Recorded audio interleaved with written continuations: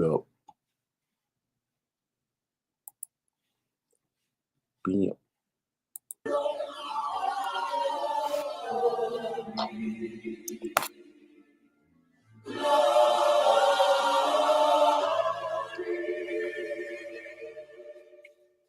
I'm escaping from Lucifer, bring the truth to men. My testimony's a Bible, someone give me a pen. I write the scriptures on Bible paper, is that a sin? I talk to God, he speaks through me, through lyrics then. I smoke the tree, you bite the apple, forbidden fruit. Take your rib, she deceives you, unforgiving fruits. My brothers keepers, my brothers reapers, nobody peeping. They keep the secrets, they been teaching the murder keepers. You folks reaching, they not seeing the way we bleeding. My blue blood turns red when the air receives it. Ghostbusters for the Holy Ghost replacing Jesus. And all the crosses on your neck, hope you're catching lesions. Niggas, I don't never stretch, but they say I'm reaching. I'm in my Kanye shirt, shh, Mace is preaching.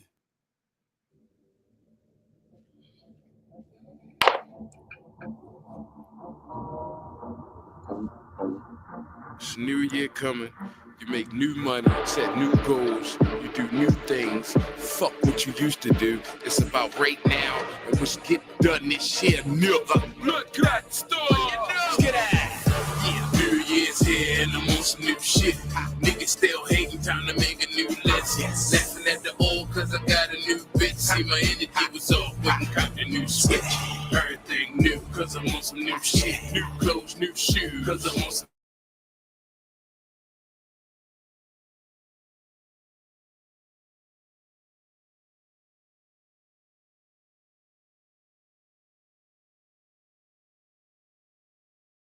I've been grinding all my life like it's Dempsey's flow. But now I'm on some new shit, new faces, new focus, new aim, claiming all these new spaces. Playing new cards, got some new aces. All the jokers in the bag, time to erase them. New dogs barking and bites vicious. If the training goes wrong, I'm getting new stitches. I can see far away like a new vision. Right there, planning ahead for a new difference. If the plan goes wrong, make some new blueprints. Get the bitch up out my ear, she a fucking nuisance. Tell that nigga he can have her, she don't even do shit. I don't answer texting calls cause I got a new bitch. New Year's here and I'm on some new shit. Niggas still hating, time to make a new list. Laughing at the old cause I got a new bitch. See my energy was off, wouldn't cop the new switch. Everything new cause I'm on some new shit. New clothes, new shoes cause I'm on some new shit. New thoughts, new living cause I'm on some new shit. New house, new business, I'm on some new shit. Only God could judge me if you ask Pop. I hear that verse up in my head like it's non-stop. Nowadays they purchase verses out the pawn shop. I'ma trade a few in to make your song hot. I'm giving you business, but still I'm getting no props. Whatever the digits, we split it off the showtime. I'm whipping and mixing these words like it's stove time. You still feeling the energy when the show stops. I'm wicked with it, sharpen all my evil thoughts, put a handle on the end so I can stick you with it. Read the mind of a nigga who was born gifted, born different. Every step I took, it was a long distance. Had to walk it off, I was long-winded. Tried to feed me all these pills, but I never finished. Tell that doctor, fuck him, I don't need your new script. I'm a god in the flesh and I'm on some new shit.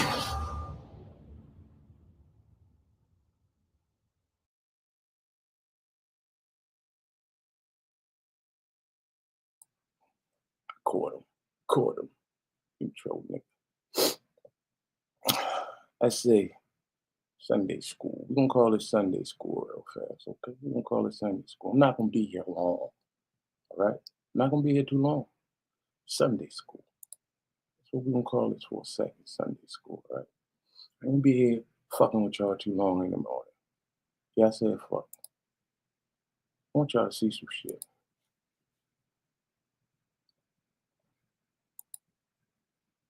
Yeah. That. Let's watch this.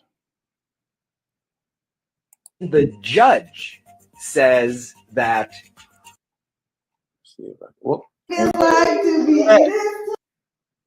see if I can get this right. I can't start it over. The side effects from the vaccine are well known. They've been made public. There's absolutely no way that this gentleman could not have known the side effects. He willingly chose to get the vaccine, and he died as a result. And because it was a choice, they're calling it a suicide. Can you repeat the part of the stuff where you said all about the things? And suicides, along with death from experimental drugs, are not covered in life insurance. So I know what you're thinking. Oh, that happened in France.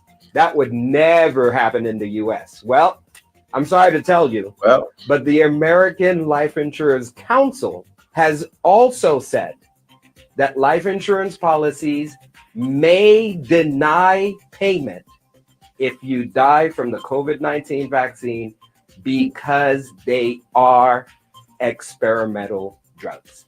There you go. This is something we thought might happen. We're seeing it happen. You might want to check your policy. So in France, there was an elderly, wealthy businessman who got out life insurance for millions of dollars. He got the COVID vaccine and he died. So the life insurance company is not paying out because they decided that the COVID vaccine is a medical experiment and death from a medical experiment is not a covered entity.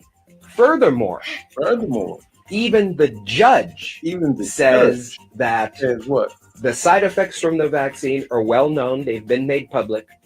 There's absolutely no way that this gentleman could not have known the side effects. He willingly chose to get the vaccine. And he died as a result. And because it was a choice, they're calling it a suicide. Can you repeat the part of the stuff where you said all about the things? And suicides, along with death from experimental drugs, are not covered in life insurance. So I know what you're thinking. Oh, that happened in France. That would never happen in the US. Well, I'm sorry to tell you, but the American Life Insurance Council has also said that life insurance policies may deny payment if you die from the COVID-19 vaccine because they are experimental drugs. There you go. This is something we thought might happen. We're seeing it happen. You might want to check your policy. So in France, there Maybe the part that I ask people, when y'all gonna wake up? When y'all gonna wake up to realize we in a prison? Regardless of what you think, that's what the PP for on my title. Prison Planet. That's what we in. Miss T, good morning. How are you doing? But that's what we in. You know, they set us up for failure all the fucking time. And it is what it is.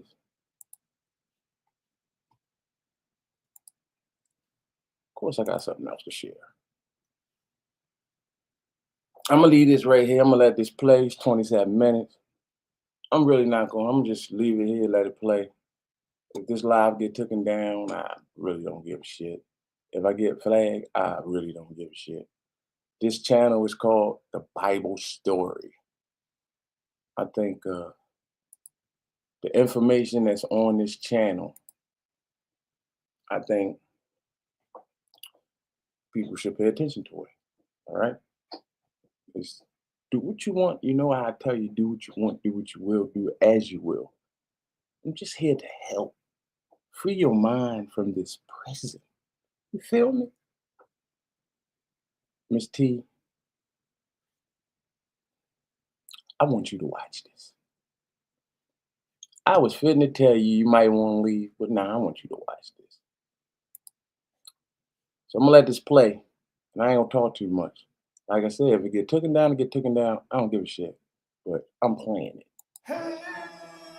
You were never meant to be free. Not in this world. Not in this body. The moment you took your first breath, the game was already rigged.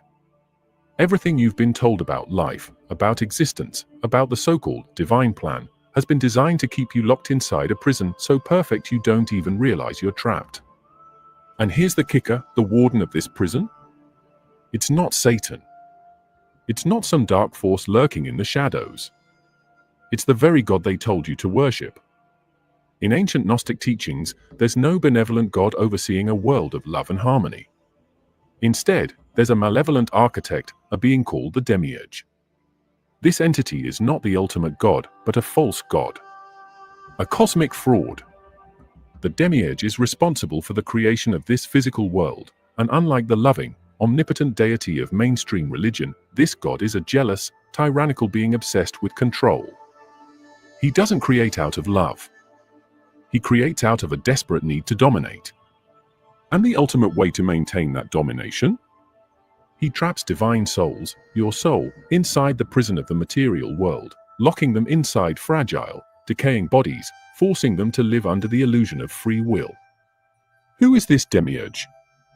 Look at the Old Testament. The God of wrath, the God of war, the God who demands absolute obedience, who punishes those who dare to seek knowledge. Does that sound like a being of pure love and wisdom? Gnostic texts, including the Apocryphon of John and the Hypostasis of the Archons, describe this demiurge as Yaldabaoth, a twisted, arrogant entity who declared himself the only god, ignorant of the divine realms above him. He is the ruler of the Archons, sinister cosmic enforcers who manipulate human consciousness, keeping us blind to the truth of our origins. The world you know? It's his design. Every structure, governments, religions, social norms exists to reinforce your enslavement. The suffering, the chaos, the relentless cycle of birth and death. It's not an accident. It's the system. The matrix before the matrix. And what's worse, the human body itself is a prison cell. Your senses, your desires, your fears, all programmed to keep you tethered to this lower realm, making you forget that your true essence comes from something infinitely greater. Ancient civilizations knew this. The Egyptians, the Orphic mystics of Greece, the early Christian Gnostics, they all understood that the soul was divine and had fallen into the material world. In the Corpus Hermeticum, Hermes Trismegistus describes how souls descend into flesh, weighed down by layers of forgetfulness. Plato, in Phaedo, argued that the body is a tomb, a distraction keeping the soul from achieving true wisdom.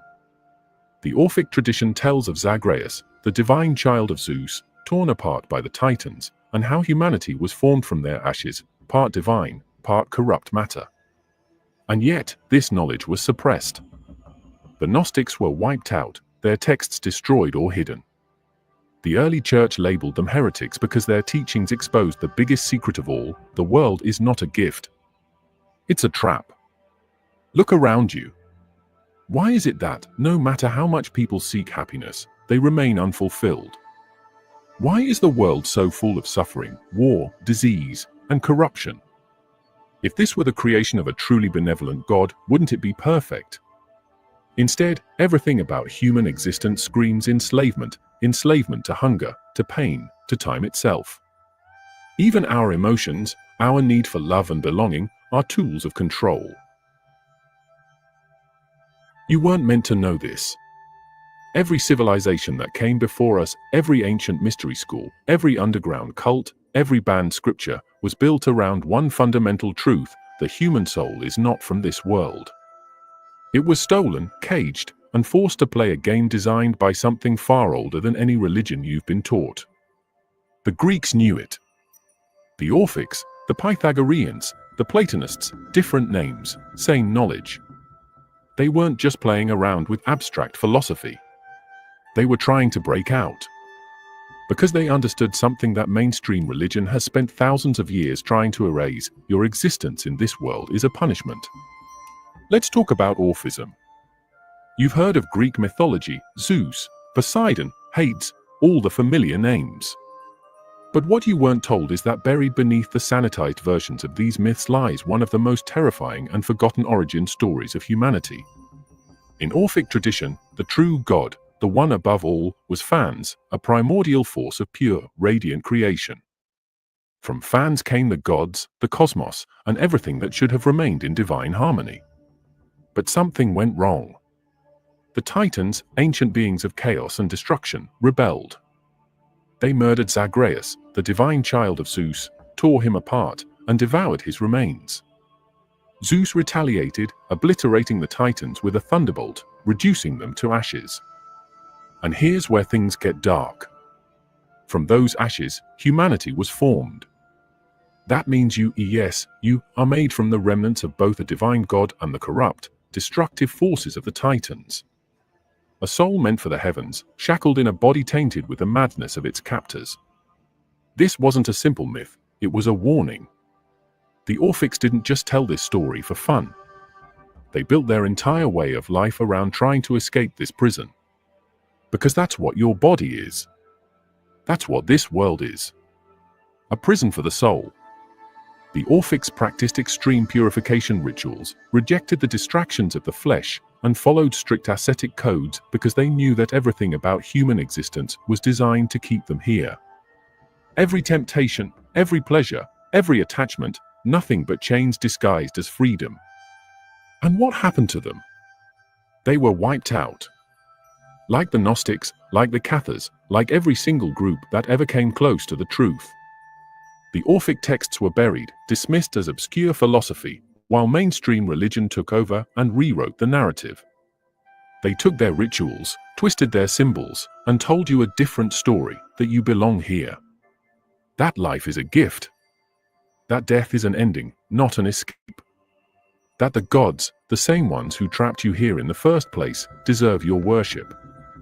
And you wonder why the world is the way it is? Why nothing ever feels right? Why, no matter how much success, pleasure, or love you experience, there's always that unshakable sense that something is missing. That's not depression. That's not a chemical imbalance. That's your soul remembering something it was never supposed to forget. You were never meant to figure this out. Every civilization, every system of control, every so-called sacred text has been meticulously designed to keep you from remembering what you are. Not who you are, what? Because the moment you start asking the right questions, the moment you start looking beyond the lies you've been force-fed since birth, the whole structure starts to crack. And the architects of this system? They do not want that. Knowledge is power, right? That's what they say. But what if real power isn't about money, control, or authority? What if real power is knowing the truth about your own existence and knowing how to escape? That's what the Gnostics understood. That's why they were hunted down, burned, and erased from history. Because they didn't just question authority, they questioned the entire reality it was built on. Let's talk about gnosis, not knowledge in the way you've been taught to think about it. This isn't about learning facts or memorizing religious doctrine. Gnosis is direct, experiential knowledge of the divine. It's knowing, not believing. It's the difference between being told fire is hot and actually feeling it burn your skin. And once you've experienced it, there's no going back. The Gnostics knew that this world is a trap, not metaphorically, not symbolically, but literally. They knew that human souls were fragments of something far greater, pieces of the divine imprisoned in a system designed to keep them ignorant, docile, and endlessly reincarnating like rats in a cosmic maze. And the key to breaking free? Gnosis.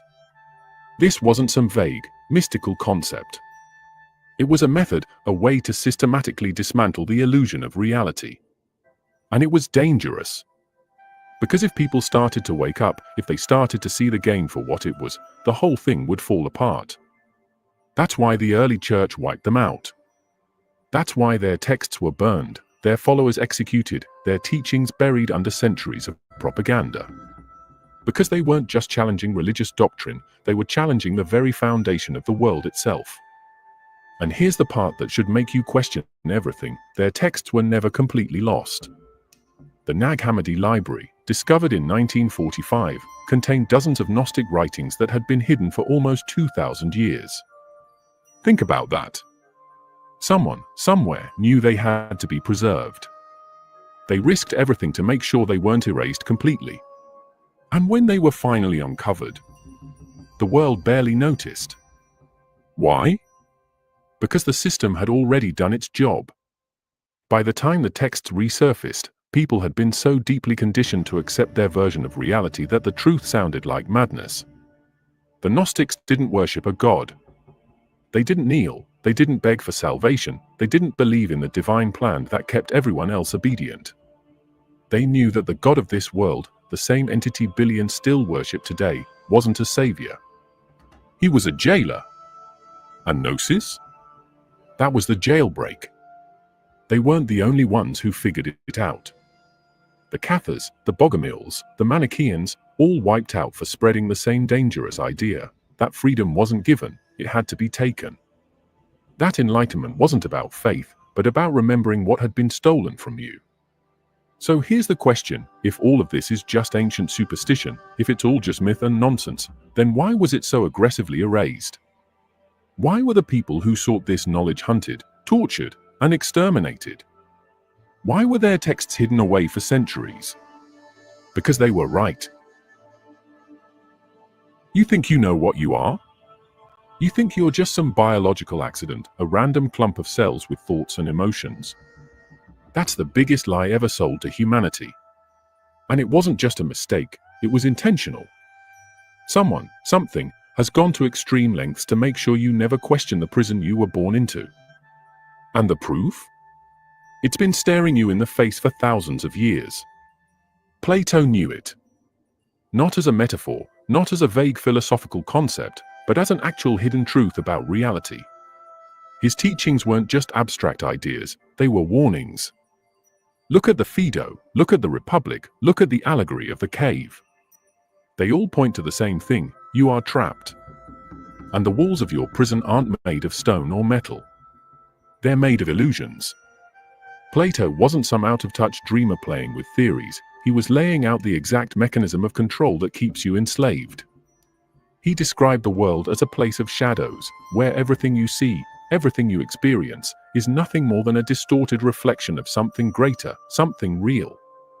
The physical realm isn't the true world, it's a construct, a projection, designed to keep you from ever realizing your actual nature. Sound familiar? But here's where it gets really interesting. He didn't just say the world was an illusion, he said your body was part of that illusion. He called it a tomb. Think about that word for a second.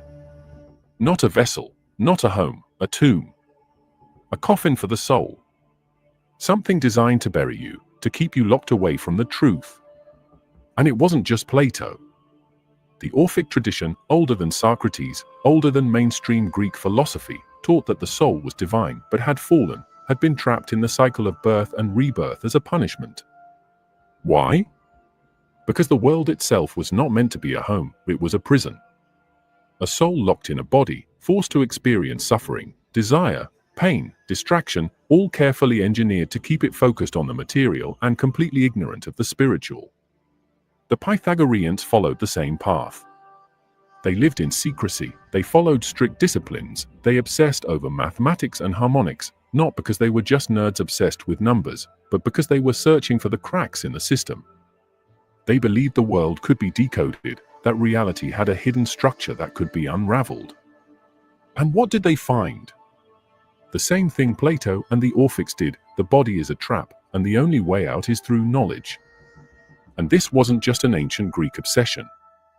The Egyptians had the same concept embedded in their most sacred texts. The Book of the Dead? It wasn't some primitive funeral manual. It was a cheat sheet for the afterlife, a guide on how to navigate the labyrinth and escape the cycle of reincarnation.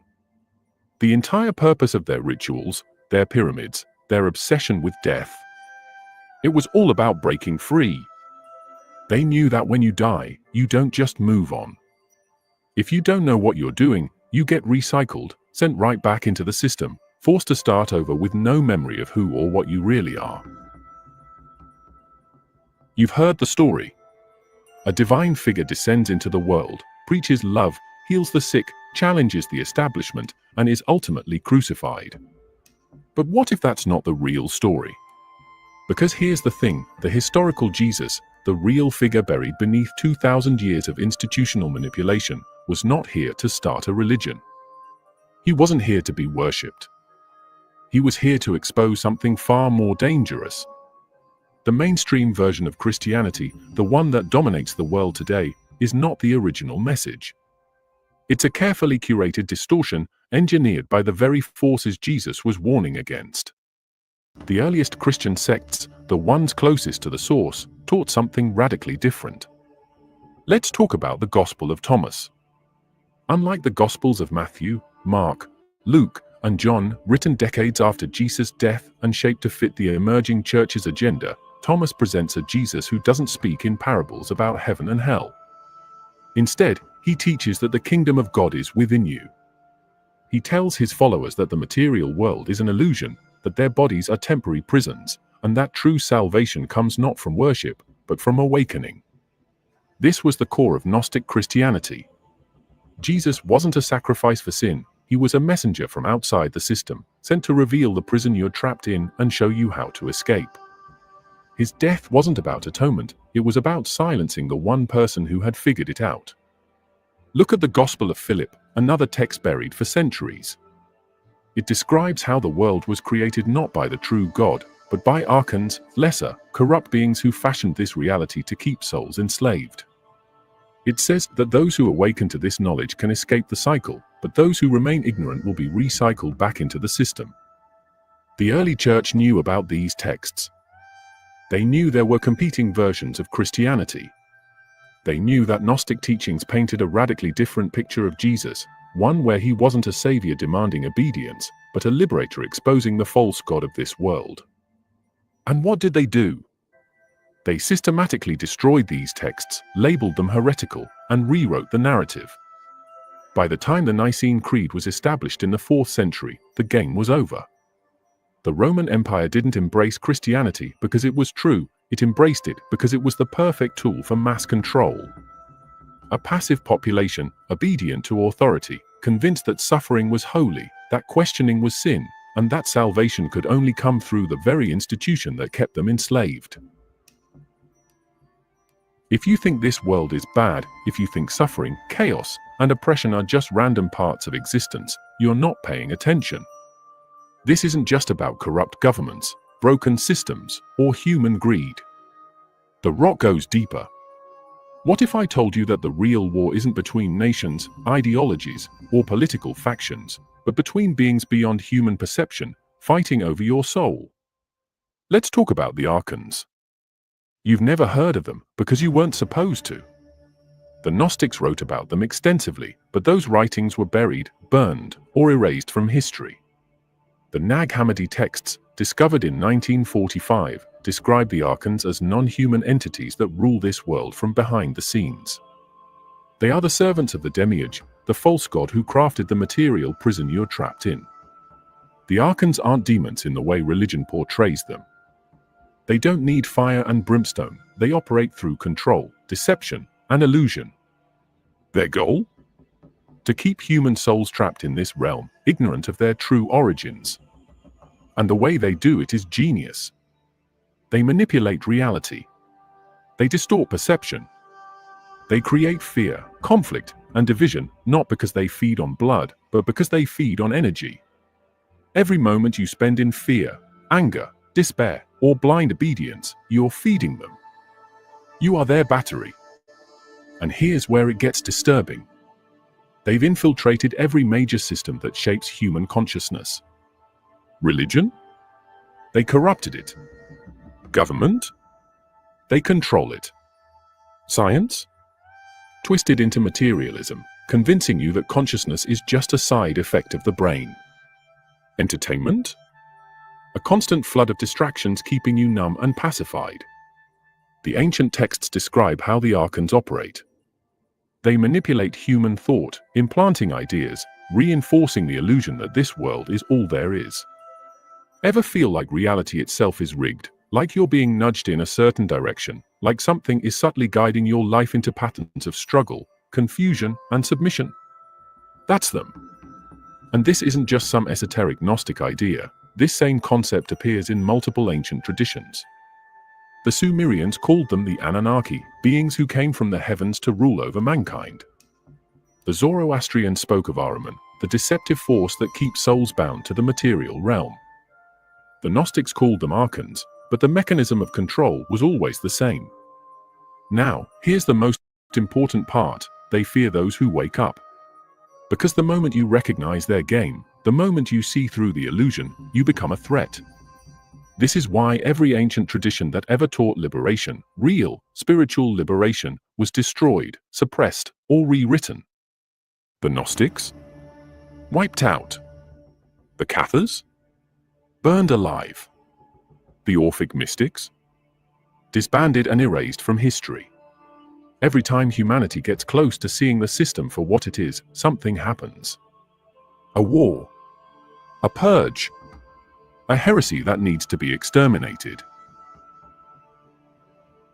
They told you to worship him. They told you he was love. They told you he created the heavens, the earth, and every living thing. They told you he was your father. But what they never told you, what they couldn't tell you, is that the God you were told to kneel before is the very entity keeping you enslaved. Look at the Old Testament. Really look at it. The God of wrath, the God of destruction, the God who punishes disobedience with fire and death, this isn't a being of infinite love and compassion. This is a being obsessed with domination. A being that demands absolute submission. A being that punishes anyone who dares to seek knowledge. And you don't even have to dig deep. The very first pages of the Bible tell you exactly what's going on. The Garden of Eden? That wasn't paradise, it was a prison. A controlled environment where the first humans were kept in ignorance, denied the knowledge of good and evil, denied the ability to think, to question, to be free. And what happened when they tried? They were punished. The so-called fall of man was never a fall. It was an awakening. The serpent, the one you were told was evil, offered them knowledge, the one thing that could have freed them from the demiurge's control. And for that, they were cast out, condemned to suffer in the material world, trapped in the cycle of death and rebirth, enslaved under the rules of a God who demands blind obedience. And this same pattern repeats itself over and over again throughout history. Babel? Humans tried to reach the divine, to break free of their earthly limitations, and what did this God do? He struck them down, scattered them, confused their languages to keep them divided, weak, unable to unite against him. The flood? He wiped out an entire civilization, not because they were evil, but because they had become too powerful, too aware. Every major story in the Old Testament is not about a God protecting humanity, it's about a God ensuring humanity never steps out of line. The Gnostics weren't the only ones who saw it. The Cathars, the Bogomils, the Manichaeans, they all understood that the God of this world is not the true God. That the being masquerading as the creator is a fraud. The real divine source? It doesn't demand worship. It doesn't issue commandments. It doesn't need sacrifices, temples, or priests. Because it is beyond this system. It is the force trying to pull you out of the prison, not keep you trapped inside it. But the demiurge, the false god, demands your worship because it feeds on it. Just like the archons feed on your suffering, the demiurge thrives on your obedience. Every prayer, every hymn, every act of submission strengthens its grip. That's why mainstream religions are built entirely around worship and fear, because the more you give, the more power it has over you. And don't think this deception stopped with the Old Testament. The same mechanism of control was repackaged, reshaped, and adapted into every major religion, every political system, every structure designed to keep you from realizing what you truly are. You were told to serve, to obey, to submit. You were given rules, laws, commandments, all of them leading back to the same enslavement. And now, thousands of years later, the trap is still working. People still kneel. People still beg for salvation from the very entity that designed their suffering. People still believe that obedience is virtue, that questioning is sin, that submission leads to reward. Everything you've been told about reality is a carefully constructed illusion. The world, the systems that govern it, the rules you live by, it's all part of an ancient deception so deeply ingrained that most people never even think to question it. And that's the point. You weren't supposed to question it. You were supposed to wake up, go to work, follow the laws, obey the authorities, pray to the God they assigned to you, and never ask why. But now, you're asking. Because something inside you, something buried so deep it took years, maybe lifetimes, to surface, knows this isn't right. You've felt it your entire life. That nagging sense that something is off, that the world isn't what it seems, that the answers you've been given don't actually explain anything. That's not paranoia. That's not your imagination. That's the part of you that remembers. The Gnostics understood this long before the world was reshaped to keep humanity docile. They knew that reality itself was a trap, that the material world was designed to enslave souls in an endless cycle of suffering and forgetfulness. And they knew that the only way out was through knowledge, not faith, not obedience, not submission, but understanding the truth about who and what you really are. And that truth is the greatest secret ever hidden from humanity. You were never meant to be a servant. You were never meant to worship. You were never meant to be a powerless, limited being begging for divine mercy. The spark inside you, the part that questions, resists, searches, isn't a flaw. It's your key to the exit. That's why every system in this world is designed to suppress it.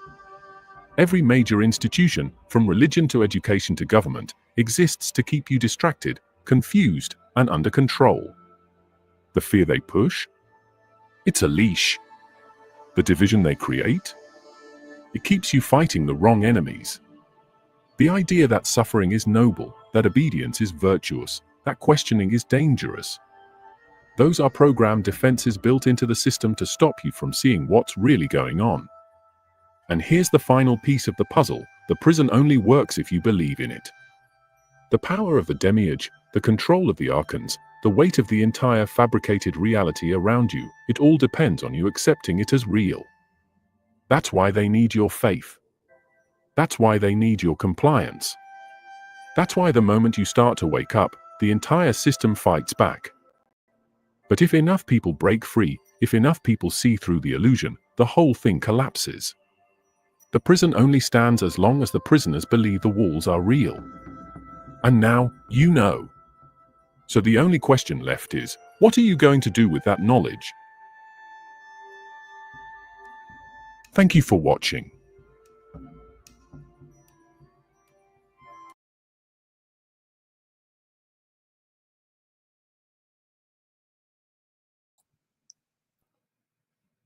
I'm gonna leave it there for a second.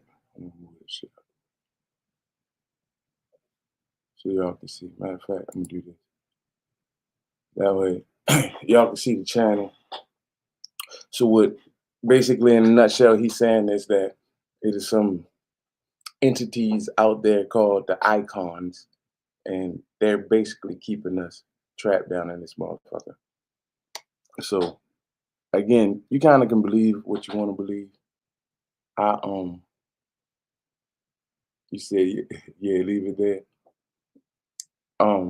When I say leave it there, I'm talking about leave this here so y'all can see the Bible story and go to the page if you want to, Miss T, and check it out for yourself. He got a lot of awakenings on there. But again, I mean, when you're doing soul searching, and again, if you listen to what he said, you know something not right. That's what I feel. I just feel like something not right. Where can you find this information? I mean, Google it. Right now, you don't have to go to a library. You don't have to do none of that shit. All you gotta do is Google shit now. That's where you can find half the stuff or most of the stuff he's talking about. Do they got scriptures? I mean, scripts and stuff like that? They do. Miss T, look up the Dead Sea Scrolls. Look that up. And that was found like in 1947, the Dead Sea Scrolls. And that's some awakening stuff. But again, what he's telling you is basically that whether this is your first life or you got other lives, your shit's been wiped, your memory's been wiped, and you keep coming back to this motherfucker. You get what I'm saying? So it's up to you to believe. But when you're doing a lot of soul searching, only thing I keep coming back to is imprisonment. And then you just keep going to the same thing. Like shit just don't seem right to me. You know what I mean? Shit ain't getting good. You know, like where I live at, it was 280 murders in 1990 when I was coming up. It's fucking 300 murders a year now. I take my aunt to the store. She look at eggs and shit. She was like, I remember when that shit was 25 cents. You get what I'm saying? Like, shit ain't getting no fucking better. You know, when the last time something got better? I'm just saying, bro. It's time for motherfuckers to start waking up. I'm gonna do this right here. I'm gonna play one of my. And if you just coming in, Kane, you gotta go back and listen from the front. See what I played about the COVID shit, and you can get a gasp of where I came from with it. You feel me? Hold up. I think I'm gonna put it up on the yo. Let me go to your page real quick.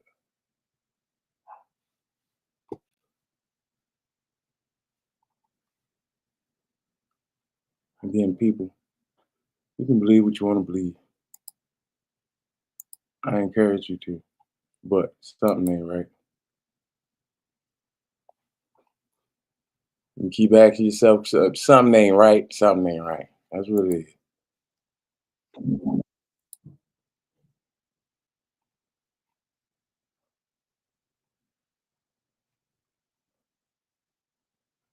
I'm gonna take y'all here only because I fuck with this dude. Y'all know I do. If I can help promote this nigga shit, that's what I'll be doing next.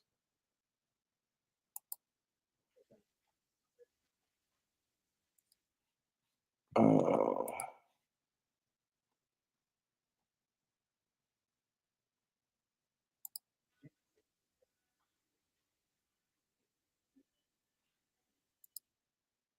I think I'm gonna roll with this. I'm gonna play this shit, right? And then I'm gonna just get up out of here.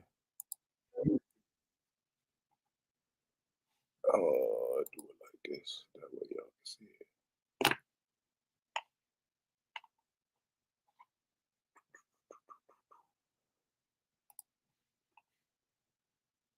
Sin ain't right. I mean, what's sin? You said it's not supposed to get better? I got you. Hey, I can't. So y'all see who I'm talking to. I'm talking to Miss T. It's my friend right here. And I'm not gonna knock you. I'm not gonna knock that. For me, I choose not to believe in this world. And I choose to free my soul from this world. And I don't see no I think this is hell we in. So that's just how I look at it. But I got you. Yeah.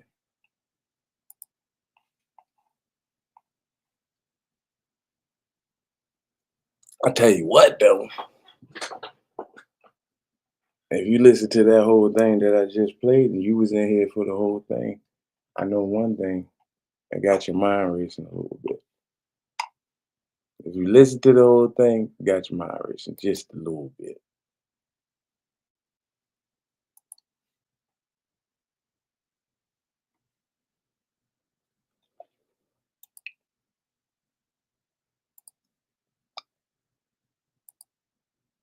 You said not at all. You listened to the whole thing?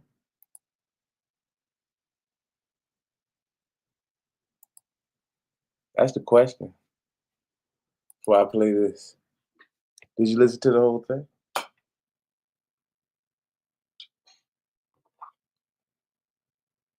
Be honest with me, T.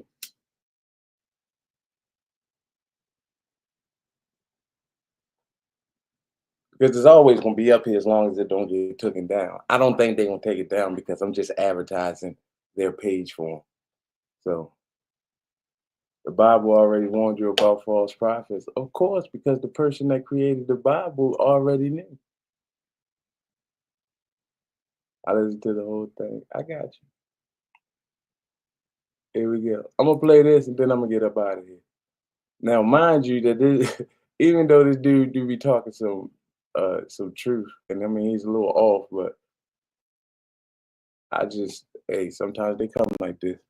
But I'm only doing this for the soul trap guy, and that's real raw.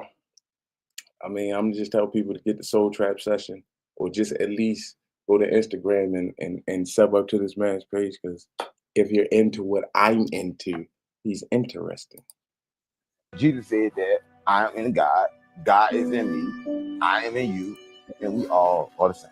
I think everybody needs to know they God, but I'm gonna tell you this: it's a war, and it's crazy because it's scary. Everybody gonna die. The war is real. Like, don't nobody believe. I try to tell everybody think I'm crazy. Everybody think he crazy. Everybody think I'm crazy too. So like he said, Jesus told you, God is in him, he is in God. I'm in you and you are in I. And everybody's the same. So what does that mean? All right. Was Jesus talking to y'all about life, the human being experience? Is that what Jesus was talking about? No. No. So when Jesus told you the kingdom of God is within you, what did you think he was talking about? Listen, Jesus, let's make no mistake about who Jesus is, first of all. All right. And Jesus is in more than your Bible, people. In your Bible, first of all, I have to educate people. I thought this was going to be a real. Look, who said Jesus? The God of the Bible. Right? The God of the Bible. Some of y'all think that's Yahweh. Some of y'all think, here's the kicker. We don't know if it's Yahweh, to be honest with you. We assume that Yahweh sent Jesus. But in the Bible, you have the Elohim, which is all of the gods. Just the only thing is they're not mentioned by name in the Bible. The only one we really have in the Bible that is known or widely known is Yahweh. But Yahweh is not the only one in the Bible. You got Cheops and you got some other ones in there. All right. That's part of the Elohim. These are gods. These are the gods, right? One of them sent Jesus, or the Elohim sent Jesus, which would mean all of them. Whoever sent them, it don't matter. Jesus comes from the Anunnaki, because the Anunnaki are the gods of the Bible. Yahweh and whoever else you think.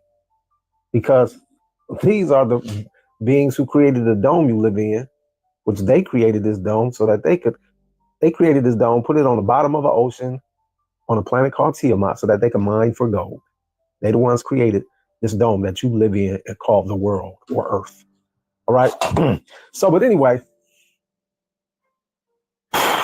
Jesus was trying to tell y'all something. Same way this dude is trying to tell you something. The same thing I've been trying to tell you. And I even wrote a book for you called Awakening the God Within. You are God, fam. God is in you because you're not a human. So when we say God is in you, we're talking about your soul. All right. Your soul is a piece of creation. And creation and God is actually two separate things. You are greater than God. You are a piece of creation itself. See, in the time of Emmanuel, Jesus told you there's creation that sits at the top and nothing sits above it. But below creation is God. All right. You're not God, fam, to be honest with you. God is down here compared to creation. Your soul is a part of creation. You are up here.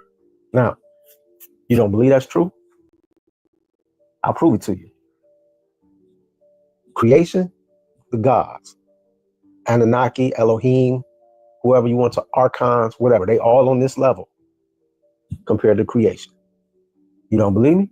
So when you die and you see the light and they send out a fake, your fake mama or a fake granny or a fake Jesus, a fake Buddha, fake whoever, and this being is trying to get you to go into the light, but you say no, can that being take you by force into the light? Nope. And it's not even going to try or attempt to. Now, why you think that? If it was greater than you, it would take you. But it's not. It's not greater than you. All right. Okay, so let's rearrange that then.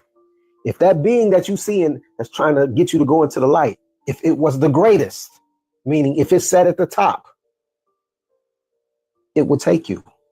Because that would mean what? It's at the top and you lower than it. you lesser than. But you're not lesser than because it can't take you. See, look, it wants you to do something, but it can't make you do it. All right.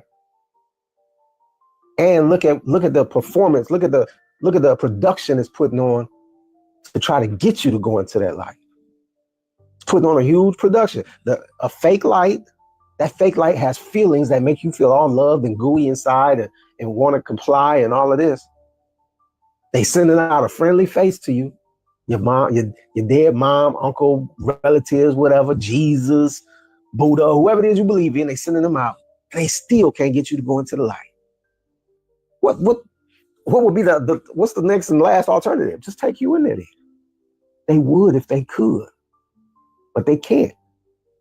All right.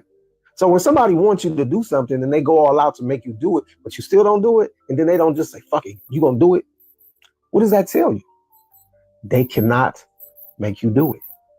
And what does that tell you? It should tell you that you are greater than them. You see what I'm saying? And I'm, I teach this. This is all knowledge in the Soul Trap session.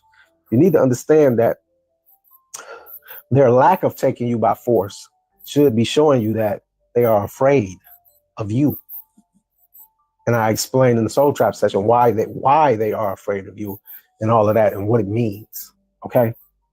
I wrote a whole book for you. I told you, if you get the book and the Soul Trap session, man, you set. You set. You got knowledge. You got all the knowledge you need to deal with these beings in the afterlife. But one thing is for certain, fam. You're going to deal with them whether you want to or not. So you can hide in the sand and be scared and want to forget about it and be like, and think somebody coming to save you. That's not what's going to happen. You have to save yourself. And that's what this brother telling you. All right. That's what he's telling you, fam. And it's knowledge. It's all about knowledge. It ain't about nothing else.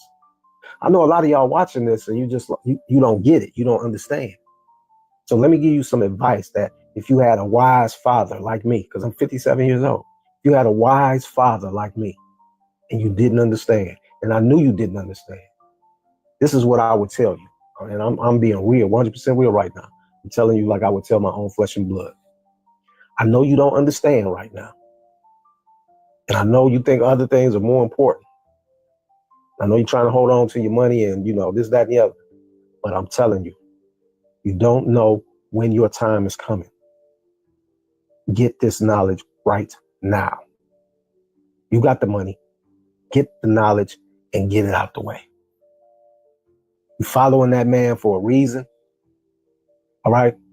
Whether you stumbled upon his page, just a few days ago or today, or you've been following him for years. You can see in that man's face, you can look in his eyes and see that man is not, he's not like, this is he's serious about it. And he's got thousands of followers that's serious about it, that follow him and listen to what this man says. And the biggest part of all is you ain't heard nobody say that he's full of shit. So why wouldn't you listen to what he's telling you? Get the knowledge, get the information.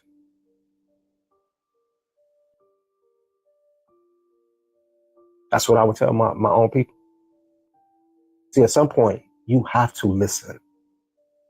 Okay? There's nobody in the comments saying I'm a scam or something. I've been doing this since 2018, 2017. A lot of famous people have followed me over the years, but Instagram keep deleting my pages every time I get a lot of followers. Right now, you can Google Kyrie Irving and the Raw Report, and you will see that man used to follow my page when I first started. Jermaine Jackson, Michael Jackson's brother. Jermaine's son. Jermaine just started following before they deleted the last page. His son was following me for years. I talked to him before he put out his solo album. Countless other entertainers, actors, athletes. A lot of people don't follow me over the years and have lost me. And then when they rediscover me, they follow again. All right. This is all Instagram, deleting pages, trying to keep me quiet, trying to keep me silent. You need to understand that I'm telling you the truth, fam. All right. Do what you need to do to take care of you. There is nobody coming to save you on that other side. You have to take this serious. Get the book, Awakening the God Within. Get it on my website. It's not in Amazon or none of that. All right. I'm a small time dude, man. I don't have a team behind me. If I had a team behind me, then yeah, I would be like forbidden knowledge and all of that stuff. But I don't have a team behind me. It's just me, solo dolo. All right. But I've been telling you the truth, man. And now a lot of y'all are starting to see other people are telling you the same thing that I've been telling you. Y'all keep sending me videos saying, man, you said this and this is what you were saying. This is what you were saying. I don't need to see that, to be honest with you, fam. I know what I've been saying is true. I don't need no validation. When you send me stuff that somebody was saying what I'm saying, they just not learning, fam. I've been researching for over 35 years. I know exactly what I'm talking about. All right. I chose this venue to try to share this information with some of y'all. All right. Get the Soul Trap session, man. Learn what to do in the afterlife. Get the book, Awakening the God Within. Learn about who you are. Learn about the other beings around you that you're going to encounter. Because they know who you are. Don't you think you need to know who they are? Because I'm telling you, they know who you are. And they fuck with you. Being ignorant of what's around you is like going through life like this. All you can see is that line ahead of you that tells you to keep straight going through life. But this is how you're going through life. You can only see this. Meanwhile, around you, it's all type of beings. And they doing shit. And at the end of your life, they're going to be waiting on you. This is a fact. I'm trying to get you to arm and prepare yourself with the only thing you can take with you in the afterlife, and that's knowledge. But in the afterlife, knowledge is like having a fucking AK-47 with a fucking extended banana clip. It's your boy Raw, man. Peace. God is not up in the sky, people. It is inside of you. This is the true essence of your spirituality. This is why they poison our food and water with chemicals, to keep your body polluted and keep your mentality in a fog state. But knowledge can overcome all of that pollution. Learn how, get your book today.